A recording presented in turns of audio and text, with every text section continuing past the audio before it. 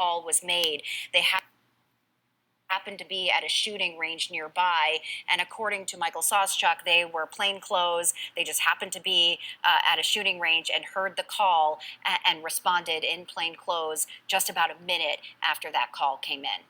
Some really remarkable work, and as soon as they got there, they began assessing the situation, seeing what victims needed, and making sure that scene was secure. That suspect, Robert Card, left the scene. He was gone to the next location where police say Schmenge's Bar and Grill in Lewiston as well. That is where multiple others were shot and killed. And so we had those two scenes just a few miles apart from each other, an incredible police response, and as you noted, Megan, in just a very short amount of time, because law enforcement, they were doing some kind of training at a shooting range not far away, so they were already in close proximity to be able to respond in short order. I kind of want to talk to you about what you're looking at right here. So we're expecting state police to take the podium at any moment now. You're looking at the ASL interpreter there, who is there and has been there for all of the media briefings. I think we want to go out live now to our Terry Stackhouse, who has been covering this kind of from Lewiston all day. And Terry, you've spoken to people who were at these crime scenes, who had these really moments of terror happen. And you were earlier saying that you had reports or heard reports of people clapping when they found out that Robert Card had been located and this manhunt was over. Yeah, Megan, good evening, and thank you. We have heard some really harrowing accounts today of witnesses who are inside Schmenge's Bar and Grill when that gunfire erupted around 7 o'clock. And now, at least for a moment, there is some relief. And survivors, loved ones of people who were killed or injured, they tell me tonight that they're at least pleased that the suspect here, Robert Card, cannot harm anyone else. This press conference, again, this is going to be beginning anytime now. We're going to carry these comments live. What we're curious to know, however, is what changed. Because during the press conference earlier today, around 10 o'clock, based on the description of what they were preparing to do from the Department of Public Safety Commissioner Mike Soschuk, it really appeared as though this was an all-hands-on-deck approach from law enforcement, but that they were really digging in for a search effort which could take several days at least. The commissioner talked about the possibility of switching venues for these press conferences due to the overwhelming media interest. And he described a strategy where daily, every day, they would be holding these briefings at 10 a.m. to provide an update to members of the press and the people of Maine about what search efforts entailed during the overnight hours and what they were going to be doing that day. So we're certainly curious to know what changed late this evening, alerting them to the remains of the suspect here, Robert Card, were found. He was found dead, according to our sources, of a self-inflicted gunshot wound, wearing the same clothing that he was seen wearing Wednesday on the night of this killing rampage that left 18 people dead. His remains found in Lisbon. This was a community which saw an extensive search effort late Wednesday night into the early morning hours, and then there's been intermittent police activity in the hours since then. Our Connor Clement's been on the ground. He's been there. The boat launch where the car registered in his name, that was located. For a short period of time, that was back open to the public. Route 196, which at times has been packed with law enforcement vehicles and flying overhead. There have been law enforcement helicopters. Traffic had returned to normal for a time. Ultimately, we know that his body was found in a dumpster of that recycling center where he had worked previously. So the news and the developments that we're getting tonight, at least closing one chapter of the healing process, according to what I'm hearing from people that were impacted by this. But I just want to give you an account here, because although so many people are pleased with the result that at least the search for the suspect is over, for those injured, the recovery process is going to be a lengthy one. The emotional healing process is really just starting now, if it has even begun at all. I was just in touch with a young woman whose brother was shot. He did survive at Schmenge's. She wasn't able to contact him, but she had heard that this happened there and then rushed over to Central Maine Medical Center where, after speaking to hospital staff, they confirmed that her brother was in their care. And it took 4 hours before she was able to get an update on his condition. That just speaks to the patient volume there and the evolving dynamic of the treatment that they were providing for all of the people who were injured that were taken to the hospital. She told me that they were expecting, or at least hoping, that he would undergo an additional surgical procedure today. And she just told me that her brother was not stable enough call coming in from the bowling. Our suspect, Robert Card, has been found dead at a recycling center where he reportedly worked, about a mile from where his car was found initially on Wednesday, just hours after this all went down. CNN also reporting that he was recently fired from that recycling facility. And so we're talking about a lot of locations here, and we do want to kind of put it into perspective here for you. So this map here showing the radius of the key areas, and so we'll walk you through the locations and the timeline as well. Again, as Megan said, around 6:56, the Just-in-Time Recreation Center, formerly Spare Time, the bowling alley there, hosting a youth bowling night there, and there were many children who were there, people of all ages there enjoying their evening. From there, the suspect, according to police, going to Schmenge's Bar and Grill, another popular spot there. As I was in Lewiston yesterday, people saying that it was a familiar spot, a place where people would gather for a good time midweek, a cornhole tournament. Also, members of Maine's deaf community, they were there that evening as part of that cornhole tournament. And we are hearing that, we heard today that the second set of calls started coming in at 7:08. So we go from the Just-in-Time Recreation to Schmenge's Bar and Grill, and then in theory, the suspect's car was found.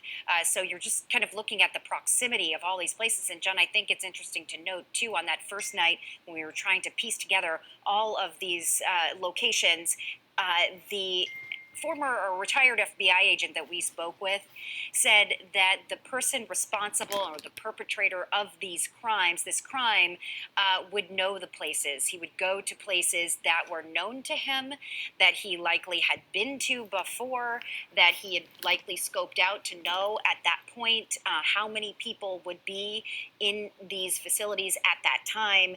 And as it comes to pass, we have learned that is not only true for the two locations, the two crime scenes, but it's sounding like now that also where his body was found was a place known to him, Robert Card, insofar as it was a place where he used to work, reportedly was recently fired from. This is according to CNN. So all of that information on that first night that retired FBI agent kind of talked to us about, it seems like now all of this is sort of taking shape.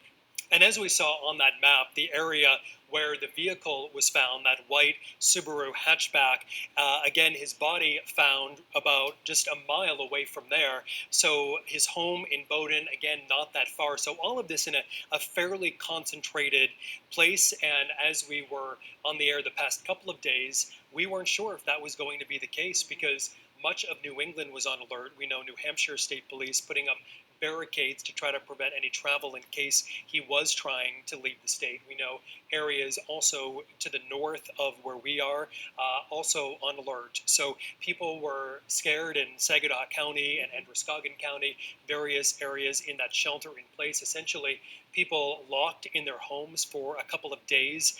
Bates College was in lockdown. Students there were locked in their rooms, just going out to pick up meals from time to time. So again, as Senator Collins described it, a collective sigh of relief across the state of Maine as we look live there tonight inside Lewiston City Hall as we anticipate the official briefing from the Department of Public Safety, Maine State Police inside Lewiston City Hall as we are learning the suspect has been found dead in Lisbon. And all of this coming on the same day that our Public Safety Commissioner decided to set up daily briefings. So this morning, Mike Soschuk announcing to the media and to the public that at 10 o'clock every morning they would give a briefing about the day's events and give people, reporters, an opportunity to ask. Started their search here in Lisbon for the suspect in the Lewiston shootings, Robert Card. That taking place, that search starting about a mile down the road here at the Lisbon boat launch. His car found abandoned there, the car registered in his name, and here we are about a mile down the road now, taking a look at Capitol Avenue. That is back where Maine Recycling is. CNN reporting to us that he was an employee there at one point, and he was fired. That's where officials say he has been found deceased tonight. We're going to take a live look and listen in to the press conference happening at Lewiston City Hall now.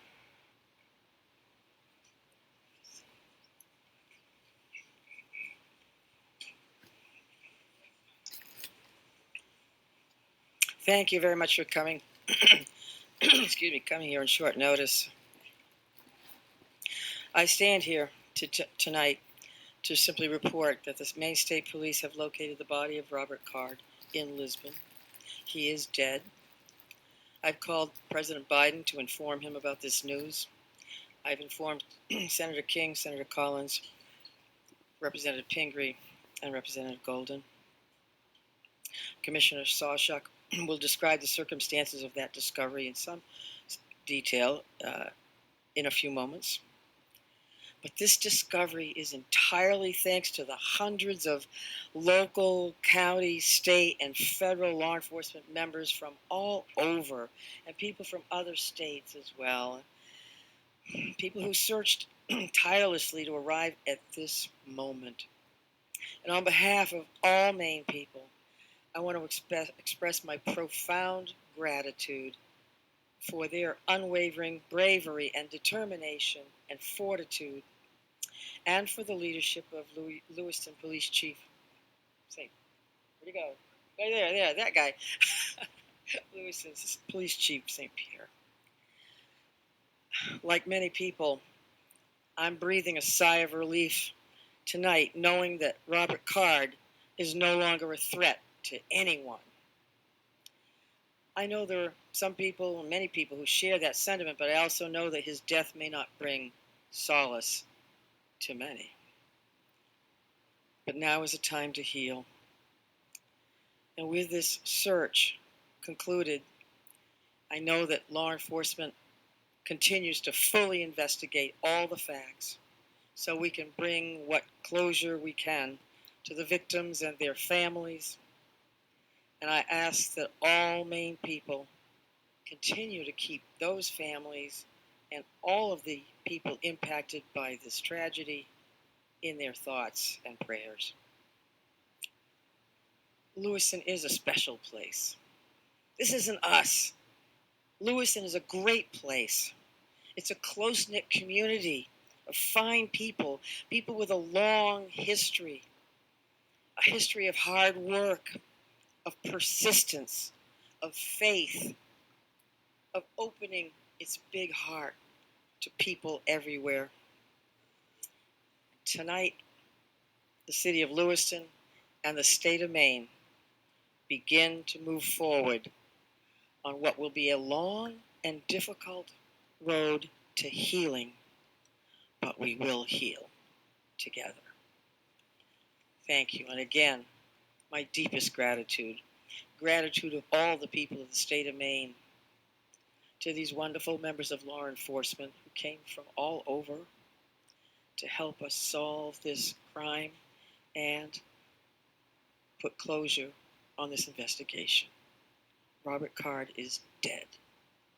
Now I'm going to turn it over to Commissioner Soschuk.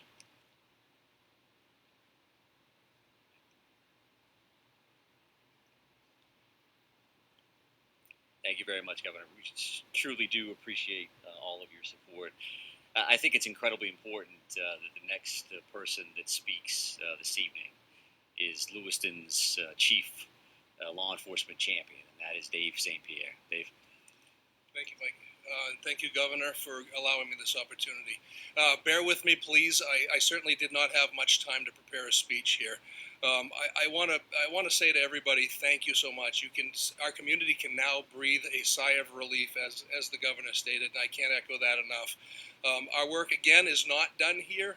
I was very elated tonight when I got the call from Commissioner Sawchuk advising me of the revelation of what took place and that Mr. Card is deceased and no longer a threat to our community or any other community. I just don't want to forget the families that are grieving and will continue to grieve. I don't want to forget the law enforcement officials that have worked tirelessly throughout this whole event to come to a good conclusion.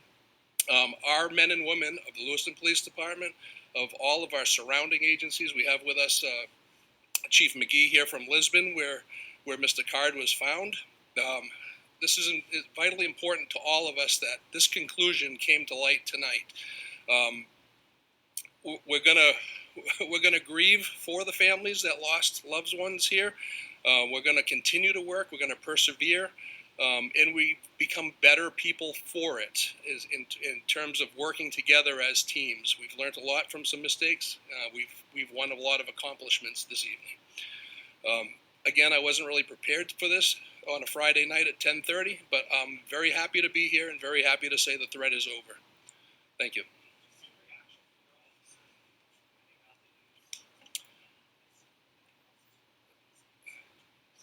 Sure. So our offices are being notified now as we speak. Some know, obviously, sooner than others. There are many that are still home. They're home with their families. And I'm quite certain at this point in time, we all know about this. This is something that all of our law enforcement personnel, ours and any surrounding community, has been paying very close attention to in awaiting positive news or good news. And this is by far the best news we've had in quite some time.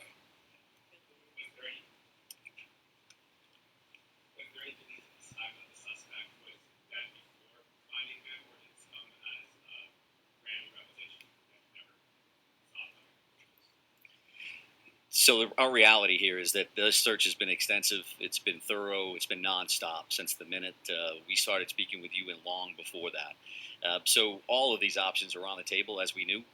We continue to search locations, in some cases multiple times.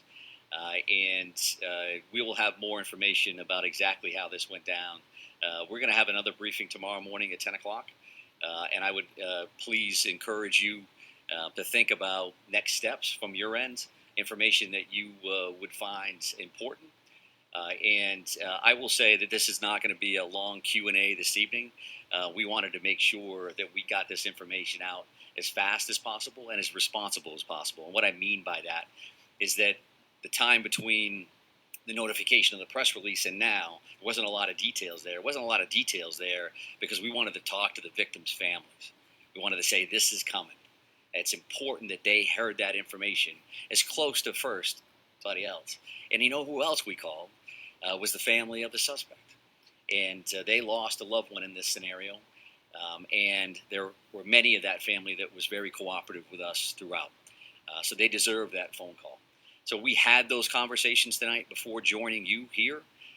We also got a chance to spend some time with the brothers and sisters of law enforcement and our public safety partners that have been so incredibly helpful over the last few days, to say the least.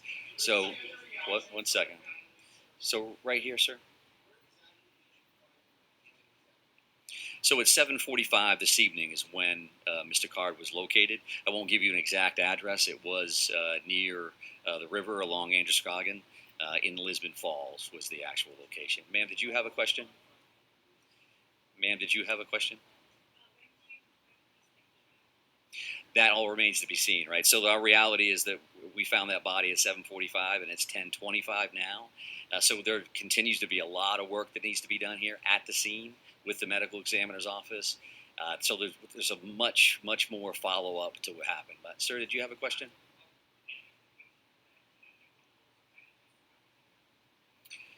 I won't be able to answer either one of those questions at this point. Accomplices and things of that nature, we've had no indication of that since the very beginning. But as we've talked about before, these next steps are going to gives us an opportunity to do things as fast as we can in the sense that we want to provide closure and information, but also slow things down a little bit because we need to look at video evidence. We need to look at the various pieces of technology that are in play here, in hopes that that gives us some additional information around some of the things that you're going to be concerned about. Yes, ma'am.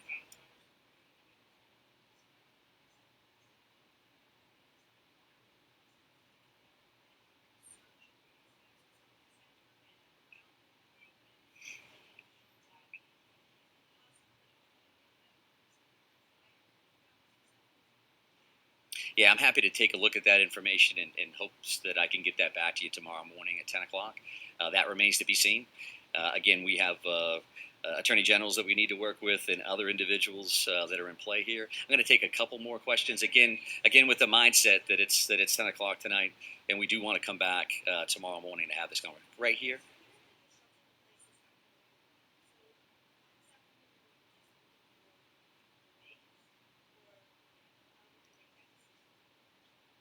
Yeah, sure. So I think that that was an ongoing conversation since the minute we actually put that in place.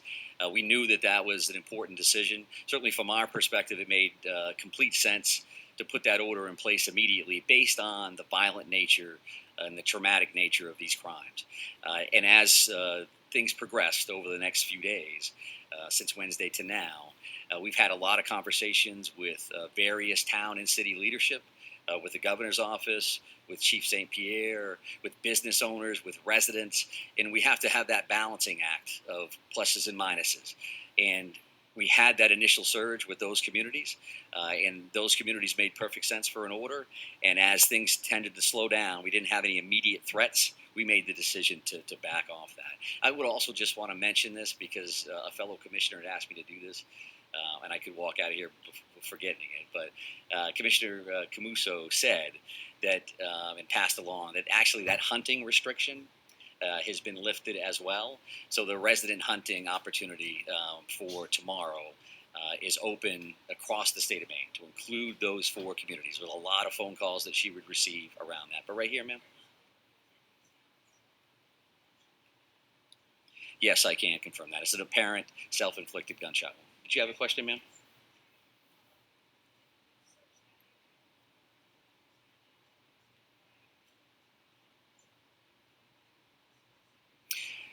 I didn't state that we had searched that area before, so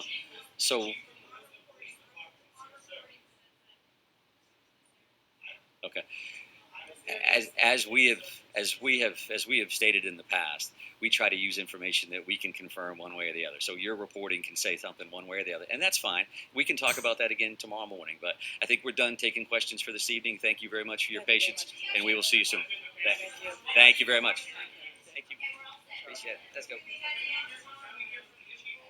All right, the police commissioner there is Public Safety Commissioner Mike Soschuk, confirming what we had already known, that Robert Card's body had been found. A new piece of information, his body was found at 7:45 this evening, and he did confirm that he was found dead from an apparent self-inflicted gunshot wound. We do want to let you know that in just about a minute now, we are wrapping up our coverage here on Maine CW. Our coverage will continue over on Channel 8, so if you'd like to stay with us and you're watching on Maine CW, we will continue our coverage here over on WFDW Channel 8 here this evening. But as we get back to our coverage here tonight, some of the major headlines of this coming to light, really the reaction from Governor Mills. And as far as the details released by Commissioner Soschuk, not